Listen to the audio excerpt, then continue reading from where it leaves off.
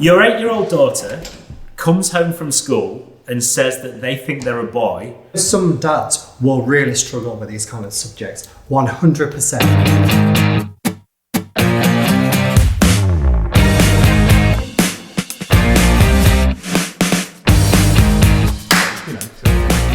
We're just saying naturally. Sort of. Oh, Okay. Well, fine. there we go. Just go straight in. Here's something to talk about then. Okay. What's your mum saying now, Jim? She's saying, have you packed clean?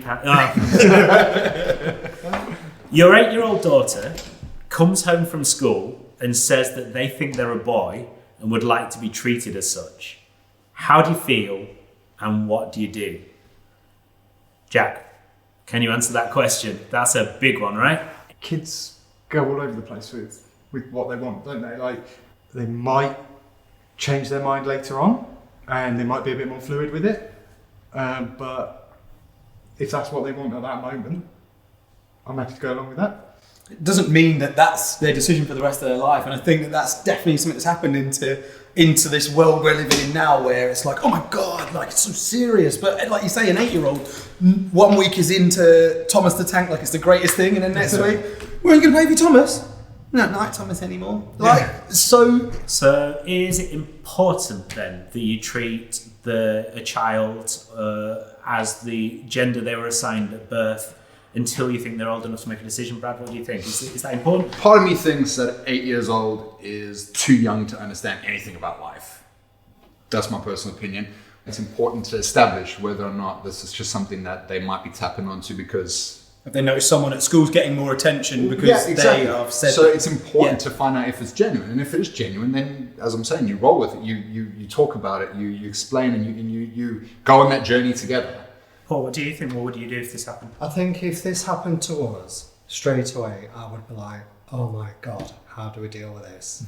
We've got to talk about it, but show no reaction to the child whatsoever.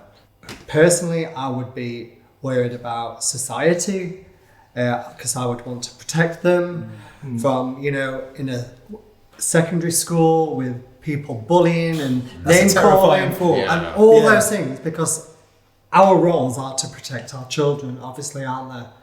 And I would also be worried about family members, what their opinions were, because family members within families can be so critical and so opinionated, let's face it. Paul, if you don't mind me asking, like, you're gay. Did you know you were gay when you were 8 years old? Did you understand gay at 8 years old? No, I didn't. See?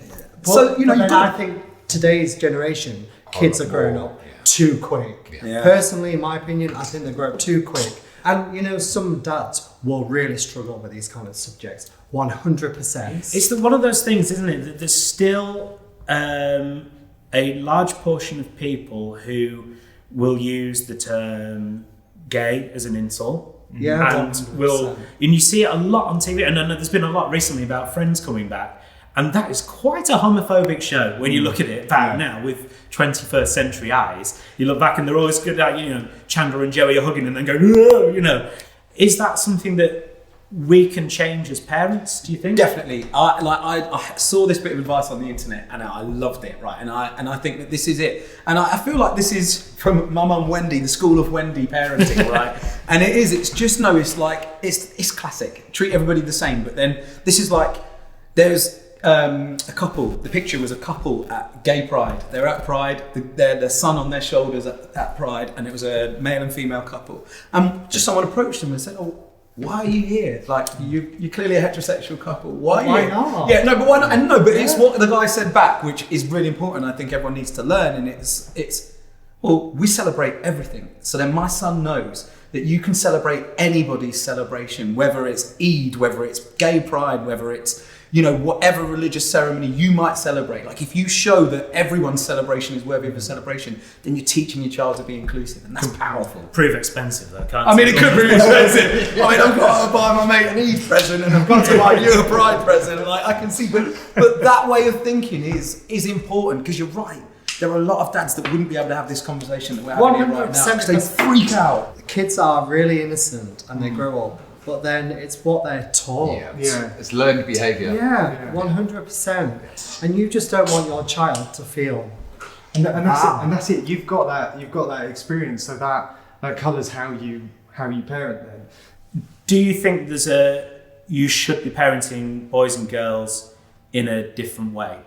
I genuinely think, or my experience, I have Jackson, one son, and we have deliberately made action to try and not gender stereotype him in. Like, we bought him a car and we bought him a kitchen for Christmas, right?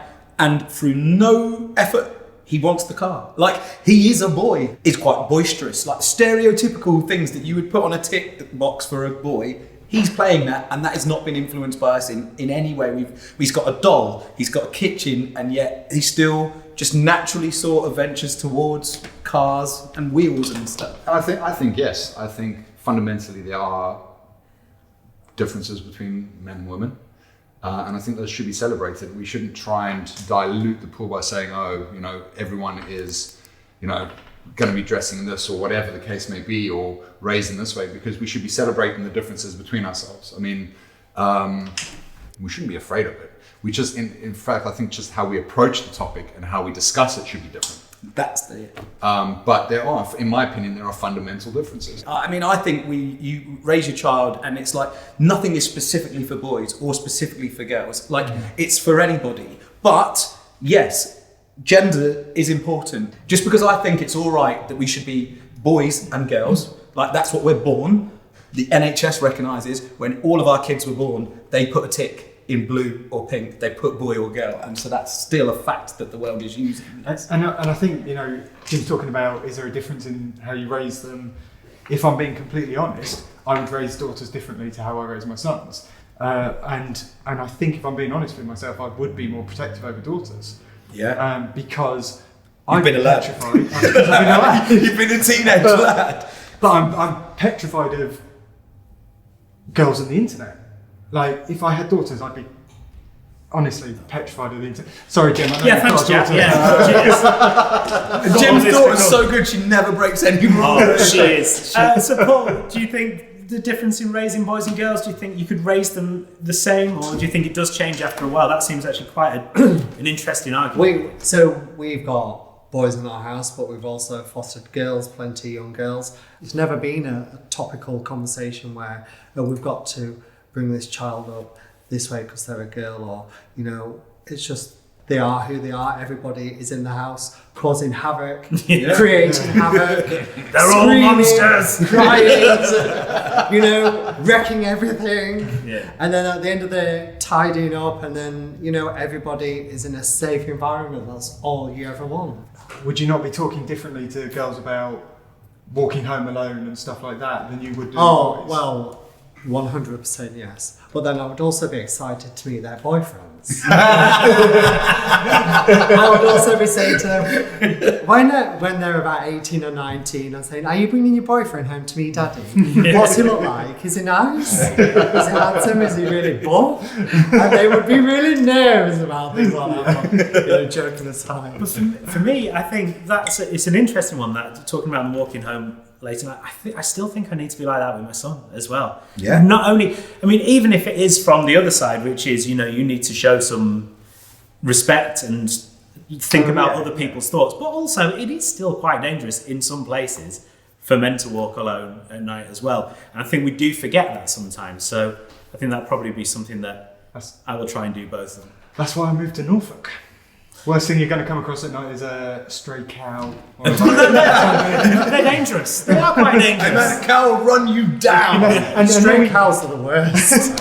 This is Real Talk, powered by Wagon Wheels. It's from the Dadsnet. If you want to know more about parenting, dadsnet.com. And we are the Loose Dads with our special guest, Paul. Yeah.